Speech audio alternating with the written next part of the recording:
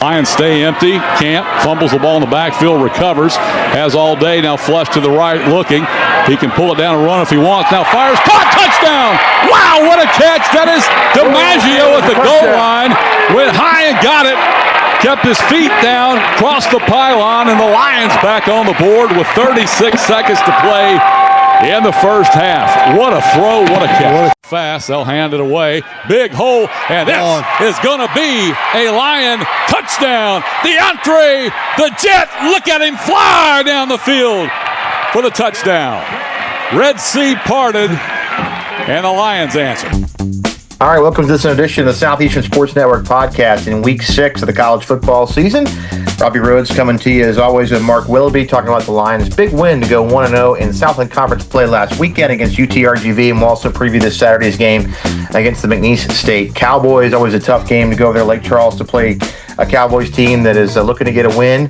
We'll talk about that and a whole lot more as we go along. But the Lions get a big win to start the conference season last week, moved to 3-2 on the overall season, and trying to continue to push their record up in Lake Charles on Saturday. It's now time for our special guest segment. It's brought to you each week by Gateway Ford in Ponchatoula. You can go check their inventory out at gatewayford.net. The 2026s are on the lot. They also have their tire sale going on through the rest of the week, so go check them out at gatewayford.net. And as always, Gateway gives the deals. Our special guest this week for our interview segment is Justin Tavares. He covers the Cowboys over in Lake Charles. He has a radio show on 99.5 The Gator, and he will also be on the call this Saturday for ESPN covering this game on Saturday. Thanks so much for being with us this evening. We appreciate your time. Yeah, appreciate you guys for having me. It should be a lot of fun coming up on Saturday. The return of Matt Viator, I think, is something everybody in Lake Charles is really excited about. He is going to bring some stability back to the program. And, there for a long time, he was just about as tough as it got in the Southland Conference when it came to his record, winning league titles. Obviously went on to try his hand at UL Monroe, kind of semi-retired, I guess, and has now come back to lead this Cowboy team. Just talk about the reception when he was hired back amongst the Cowboy faithful, having him come back to lead the Cowboys on the field this year. Yeah, look, when Heath Schroyer decided to move on from Gary Goff, he kind of set out to find a new guy, and he had a list of qualified candidates. And look, if you're wanting to get back to what you once were, why not go back to the guy who built the house per se, and in Matt Viator, who's now the winningest head coach in McNeese football history. And look, Rome wasn't built in a day. With the transfer portal, you can overhaul a roster a little bit quicker nowadays, but that's not what they want to do. I mean, look, they still want to build through the recruiting class of the high school ranks and so on. So it will take a little bit, but there's no doubt Matt Viator will get it on the right path. You, for Lion fans making the trip over there, I know the last few times that I haven't been over there for a game since 2021, Mark went in 2022, but the new press facility, press boxes, everything else is finally finished after the devastation from Hurricane Laura. That's got to be a pretty nice dig over there for the Cowboy fans to be able to watch the games in now. It sure as heck beats the Cowboy Club, just from a media perspective. I'll say that. And then last year to call the game, we sat on the hill in the end zone, so that wasn't. Oh wow! But look, it is great. We, like me personally, we've got the open air booth for the TV, and the whole facility is awesome. And I tell a lot of people this, this press box, it's less of a press box and more of just the luxury suite side. And that's what a lot of newer facilities are going to. I mean, you look down the road at ULL and see what they're doing, and it's all built on the luxury suite side, just to cater to the big money folks. Talk about this McNeese State team. Obviously got a big win against Louisiana College earlier in the beginning of the season. And then it's had 3 games, 2 of them being FBSs. Battled UL Lafayette for a long time over there in Lafayette in week 2. Had an incredible game. I got to watch some of the finish of the game against Weber State. They went for 2 there trying to win the ball game. Didn't work out, but an incredible comeback by the Cowboys. I would have a feeling that Coach Viator believes his team is better right now than a 1-4 record. No, and look, that's absolutely the case, because when you look at this, I think everybody had this team probably 2-2. They're a 2-point conversion away from being just that.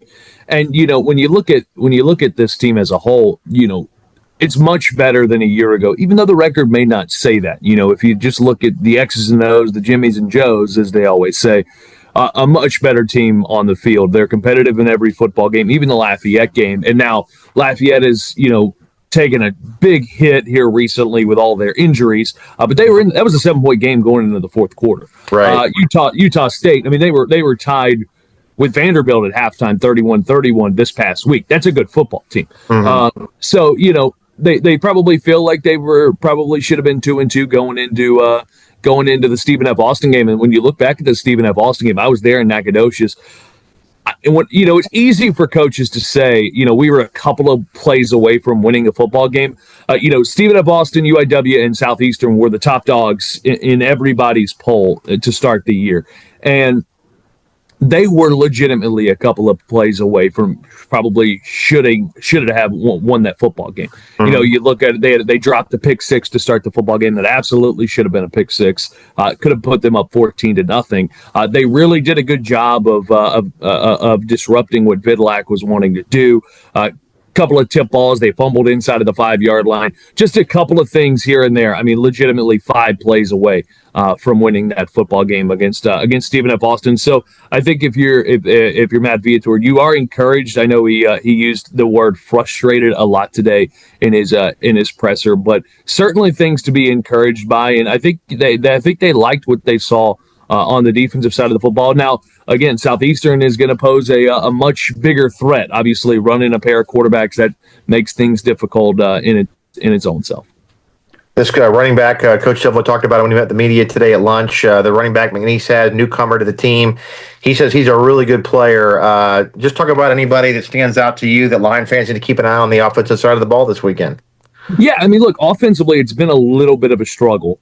They haven't been able to run the football. I think that was a key that I thought early on that they would be able to run the football. If they could do anything, breaking in a new quarterback, breaking in a new system with first-year head offensive coordinator Tyler Bolfing, I think everybody thought they'd be able to run the football. That just hasn't been the case. Now the numbers probably look better than they probably are right now because they've had a couple of long runs. I mean, Trevante Citizen, he's had a couple of big runs. I know that's who Coach was talking about today. The transfer from Miami. He was actually here last year. Got a little bit banged up. Didn't get to play a whole ton. But I mean, they've got backs back there. I mean, Bryce Strong, Jalen Thompson, Colby Ham, who was injured for a couple of weeks. He was back this last week. Should be 100% this weekend. Bryce Strong, they don't really know about where he's at, but look, it all starts and stops with Jake Strong. He's been pretty good. He's been a little bit shakier as of the last couple of weeks, but those are two pretty good defenses he's faced. He does like to run the football a little bit. He can throw it. He's got a pretty good arm. Receivers, pretty much everybody returning from last year outside of Josh Jackson, who's been a fun guy to watch, and also tight end Logan Malden. Those are guys on the offensive side of the football that Lion fans will certainly hear their name called. Great, thanks, Mark. Go ahead. Yeah, I was going to ask you about Jake Strong. This is a transfer from Texas Tech. This is a guy that's played at the FBS level, and I know Matt Viator's teams at McNeese have always been centered around the quarterback, and not necessarily dynamic quarterbacks statistically, but guys that can run the show and guys that can run the offense. Just talk about Strong's leadership ability and what you're seeing there. Yeah, no, I think he's been everything that they thought he would be. It was a quarterback battle in fall camp between Jake Strong and Alex Flores. Flores got hurt late right before the last fall scrimmage. So that kind of gave Jake Strong the upper hand. I think it was always going to be Jake Strong unless Alex Flores kind of blew him away. And they liked everything they've gotten from Strong. Of course, he was at Texas Tech. Everybody knows all that. He was one of the most efficient. He's been one of the most efficient quarterbacks in the FCS. He spreads it around a lot. I think he's completed a pass to 14 different receivers so far this year, but they really like what they've gotten him. I think offensively as a whole, they just have to get a little more consistent, and I think he would tell you that too.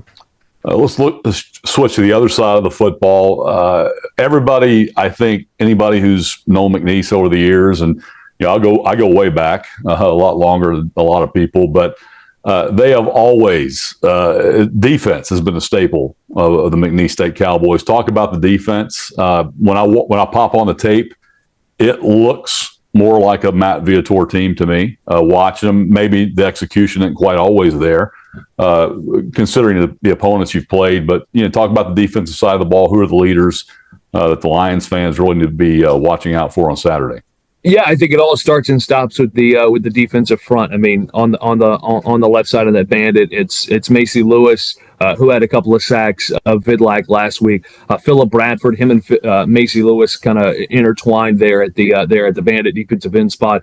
AJ Thomas has been really good. They also like what Keenan Landry has been able to do at that nose tackle. So it all starts and stops up front. This is a secondary and a linebacking core that there's a lot of new guys in there. I mean, Landon Barrett, Mari Sibley, it's guys who have been on the team, just haven't had just didn't have a lot of experience coming into the year, especially in that defensive secondary. They've really liked what Hughes Brinkley has been able to bring to the table, which, by the way, one of the best names in college football. I thought it could have been the best until I go to Stephen F. Austin last week and they have the Bugs. That's right. You're right. Which is pretty incredible. But they like what Hughes has been able to bring. His maturity that they've seen from last year to this year is something that's kind of been impressive. And you look back at that Stephen F. Austin game. You look and you're like, okay, they gave up 30 some odd points, and but the offense put them in a bad position in a couple of different spots.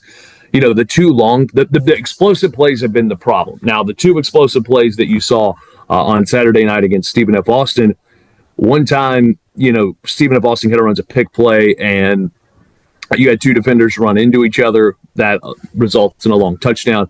And then another play, McNeese legitimately had a player feet tangled up, falls down, long touchdown. So, they've done a pretty good job, but everything for McNeese starts and stops on that at the defensive front, and they really like what they have there. Well, good stuff. You talked about shoes and bugs. We got a rodeo here in Hammond, so at Southeastern, so we can throw our hat in the name game as well. But I saw that name while I was putting together my charts today. That's right. I love that. I love a good name. McNeese has had a couple of them over the last couple of years. That's right. You talk about the lineage of McNeese football, and it's been a little bit of a rougher go over the last handful of years for the Cowboys, but the core group of former players, fans, people that know what McNeese is all about, how close do they feel like this program of Matt Viator is back to is how close do they feel like it is to get back to those conference championship days where they're just kind of dominating this league, so to speak? I mean, look, I think that's two different areas of the spectrum. I mean, former players know how Matt Viator is, knows how he operates, knows that he's going to at some point get this ship right. Fans, on the other hand, I mean, you guys know how fans are. I mean, going into the year, it's all roses and everything's golden. You lose a couple of games and it's fire the guy. I mean, I'm not saying that, but right. You know how fans are. Yeah. I'll be interested to see how the crowd is on Saturday. After now they're starting 1-4 and so on. That typically, I mean, your hardcore fans are always going to show up. That's the one thing about it, and they know how Matt Viator teams are, and especially if they watch some of these games, they're not, like I said earlier, they're not out of these games by any stretch of the matter. They've been in every single one of them. But I mean, look, the support is there. I mean, the program's funded. Like it's going to get right. As I said earlier, Rome wasn't built in a day, and you can see just the day-to-day difference from past regimes, whether it's Frank Wilson, Sterling Gilbert, Gary Goff, to now Matt Viator. Everything you mentioned in the early going, it's all about structure, and that is the one thing that Matt Viator has brought back to this program. Awesome. Well, we appreciate your time tonight. Great stuff. Looking forward to a good game over there between the Cowboys and the Lions. Yeah, appreciate you guys. Real quick, I got to get about a 25-second soundbite, 30 seconds, whatever, on hoops. Obviously, oh yes.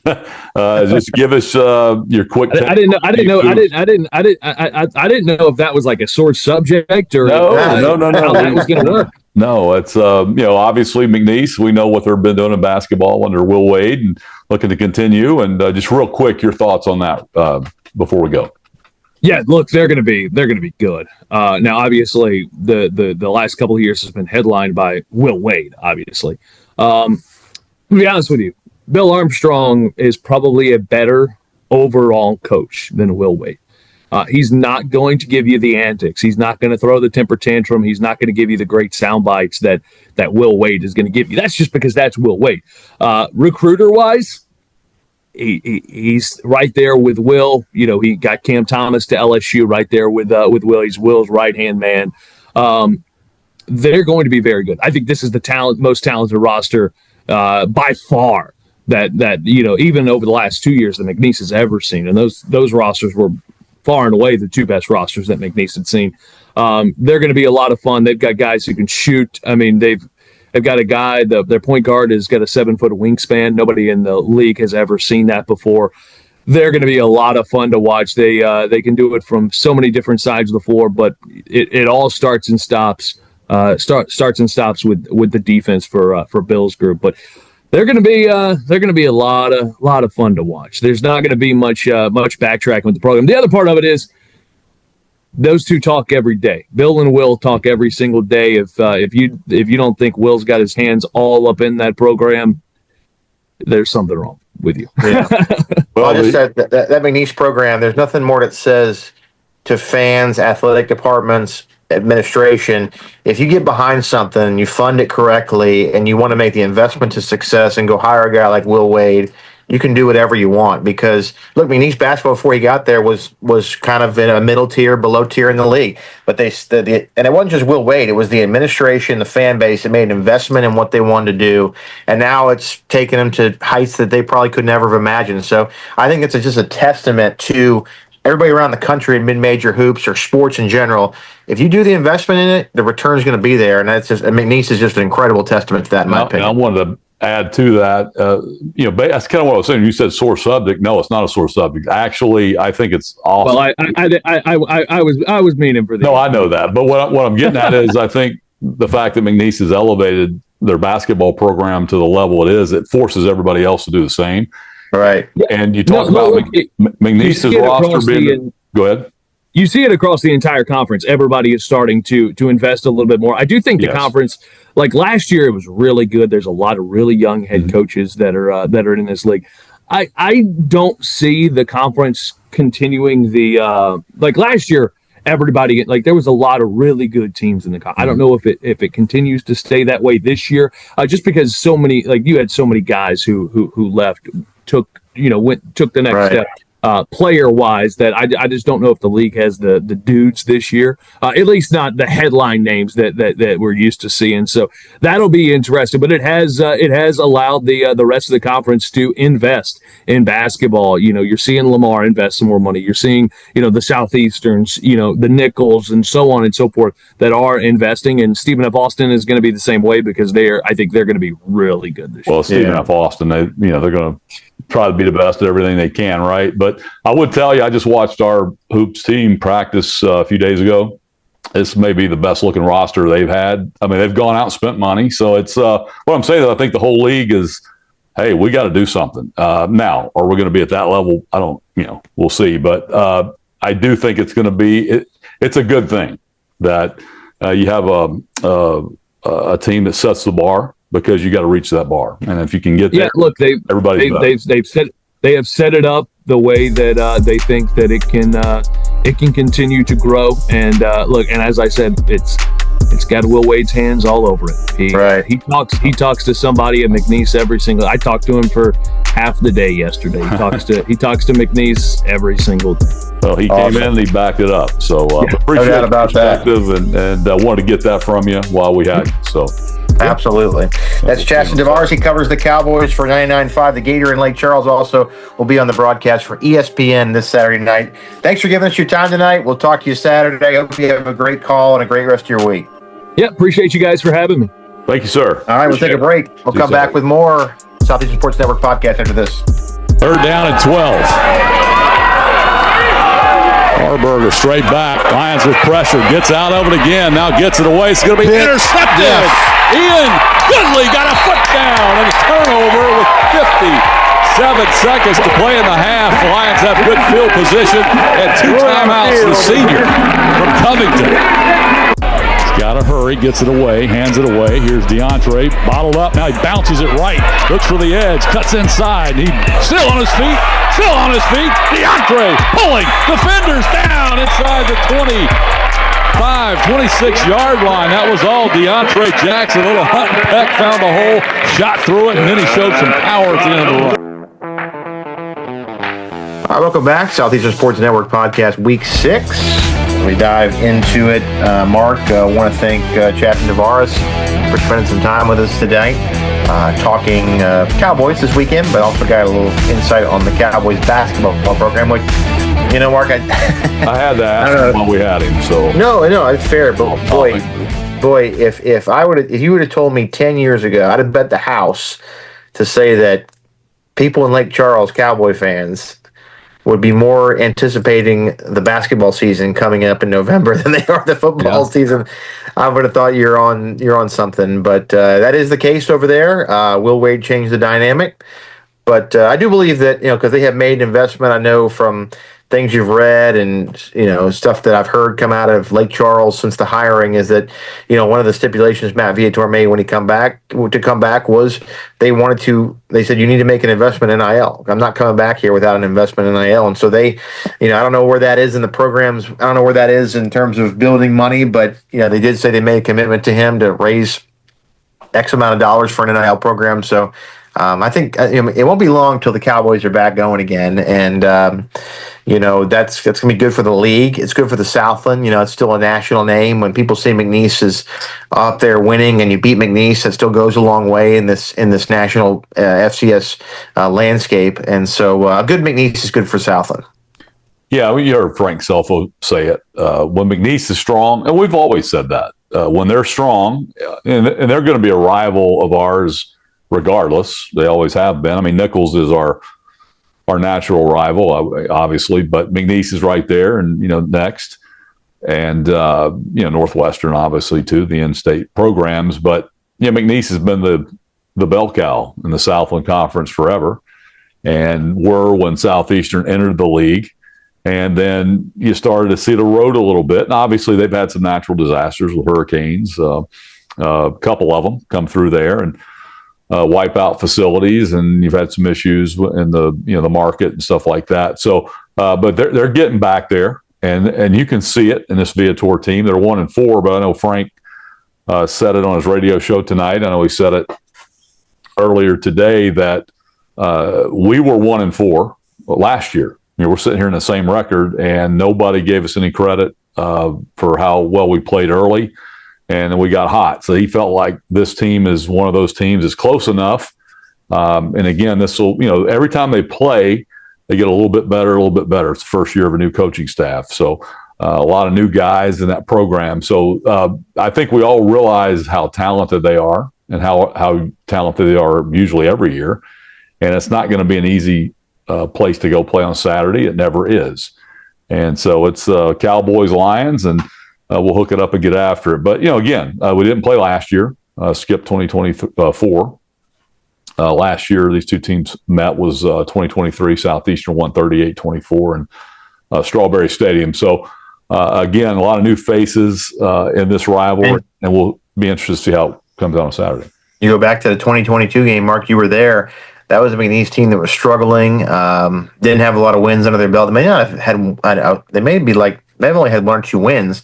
Lions were on the march to the Southland Conference Championship, and they had to kind of pull it out. It was Halloween weekend in Lake Charles, and the Lions had to pull it out in the final minutes of the game to win that one and seal McNeese off, a Cowboy team that was not a good team record-wise, but it still just shows it's a tough place to play. I mean, Cole Kelly and them went over there in 2021, a Cowboy team that was not good in 2021's fall season and had to battle that out to the final straw. So they were 1-6 going into the game. Now, if you remember, they had a quarterback change, had a young man, I think, from Kentucky. They had a position change. And then that night, they switched him to quarterback. He was a more mobile guy and really gave Southeastern fits and had to come from behind to win, as you said. And again, had to win that game to make the playoffs because you end up winning the conference championship. And if you don't win that game, you probably aren't in. So, you throw the records out. Well, Mark, last weekend the Lions welcomed in the Vaqueros, UTRGV, their first conference game. They came in 4-0. A team that's, I think, being built the right way down there. Really efficient with, I think, how they're building the program. I think they have a great coach. I think if you watch that game, you one of the things that came away from me on the game was that this is a really good coaching staff. They're very well coached. They had a great plan. I thought they adjusted at halftime really well in the ball game and gave the Lions a lot of difficulty with that. So they're in a good position to build the program the right way and get better as we go. Into the future of them. And, I think Coach Shelfo said it. He's like, that's going to be a good program really quickly. And, that's important, again, for the league to show that additions are beneficial. And so if they're competing on a national stage quickly, that's going to be a good thing, again, for the Southland. But your takeaway from the game this past Saturday overall and what you saw? Well, we knew they were going to be a factor immediately. I mean, you just knew the dynamic. You had two University of Texas institutions combined to form one institution of over 30,000 students. They invested money. They had a plan, a vision, have executed it, hired a good staff, waited a year to play, came online with facilities. All that's coming together, new football stadium. So they're going to be instantly pretty good, and they are. Now, having said that, it's a first-year program. And, my take from the game on Saturday, it went about like I thought it would. I didn't know it'd get that close toward the end. I felt like Southeastern would get a lead early, would be able to run the football, be able to pretty much move the ball, not at will, but I felt like they wouldn't struggle to score points. And I felt like they would have some issues with Southeastern's front four, which they did early. And Southeastern could run out to a pretty good lead. And then they would make adjustments because they have a very dynamic quarterback. Eddie Lee Marburger is really talented. He can sling the football around. They've got some skill on the outside. And we didn't do a good job containing him in the pocket. He showed a little bit more mobility on Saturday than he has, really out of necessity for most of the season, but made some plays downfield. We had a fumble, a muff punt. They faked. They did a fake kneel right before the half.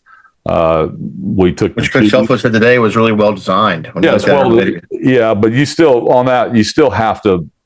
You have to understand they are gonna. We took the cheese. They ran a fake. They faked running around the right end. They came back the other way, and you could see the entire Southeastern. Of course, they're bunched up too close to the line of scrimmage, and everybody runs left or right, to the defense's left. They come back around the other way and get the sideline, get in the field goal range. And that's just something that, it is what it is. But but anyway, regardless, the game was, a game I never felt like was in doubt. Felt Southeastern would win it the entire way. But UTRGV has the makings of a good football team, have some good players, are well coached, and showed a lot of pride and really love what they're doing and what they're building down there. And they're going to be good, and they're going to win some games in this league, I think. I think the way their schedule lays out, there are at least 2 or 3 opportunities on there for them to get some wins, and they're going to scare some people at the top, obviously. So very impressed with them, with what they're doing.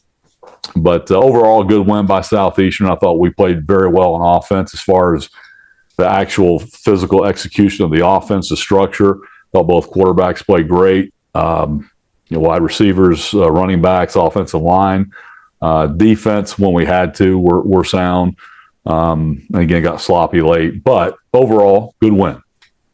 45-31, the Lions defeated the Vaqueros, moving to 3-2 on the season, and most importantly, 1-0 in the Southland Conference. Jumping to the East State Cowboys, Mark. We heard from Justin a little bit about them, but one of the things that stood out to me is what kind of quarterback Sam Vidlak is at SFA last week.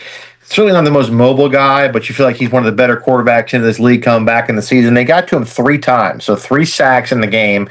Obviously, Coach Shelfo talked about today, their front 6, he said, are really good on the defensive line and linebackers, and they're going to have to be accounted for, and going to have to be very, very precise blocking this week and knowing what to do on the offensive line against this front. So, but we've been going there a long time, Mark, and we've had some teams when they've came to Hammond and we've gone over there that the one team's way better than the other. And this is the 50th first meeting between the two schools. The series is tied 25-25, but Frank Selfo is 6-1 against the Cowboys. That only loss coming back in the 2019 season. That was the year the Lions went on to have a good playoff year, but that was his only loss over, and it was in Lake Charles. But you think about the other games in that stadium, they've all been really close. So hands full, as you mentioned today, but should be a good Saturday for football. Yeah, it will be. You throw the records out, as we said, it's going to be, it's typical McNeese and Southeastern. And, Matt Viator, this will be the first game he's coached against Frank Selfo as a Cowboy. Now, they met against each other in Frank's first game at UL Monroe in 2018. That was a 3-point loss. Southeastern had a field goal block to potentially send that game to overtime. That's FCS playing up. But this will be their first meeting against each other as conference rivals, and I know their families go way back, and so I know that'll be a special deal for them. But I expect nothing but a knockdown, drag-out physical game. They're going to get after Southeastern. That's what they do. So I expect a tough one.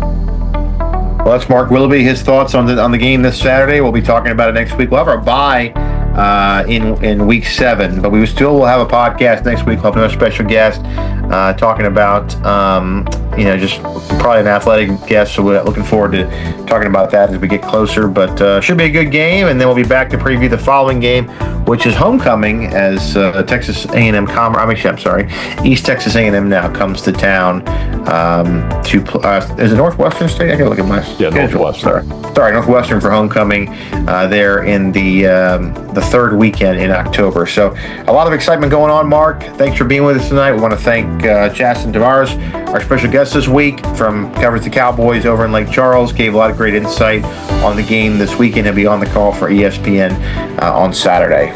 Mark, great job as always. Thanks again. We'll talk to you later this week. How about that? No doubt. We'll see you on Saturday, and see you next week right here on the podcast. And all right, line up. All right, that's Mark Willoughby. I'm Robbie Rhodes. Good night. We'll talk to you next week. This has been a presentation of Southeastern Sports Media on the Southeastern Sports Podcast. First possession of the ball game, 4 down front. And here's Lowe. He's going to have the first down. He's going to have a touchdown as he walks down the sideline to pay dirt. Kyle Lowe on 4th and 4. Finally, the Lions convert and put 6 points on the board. Extra point all the way. Great play call by Anthony Silva.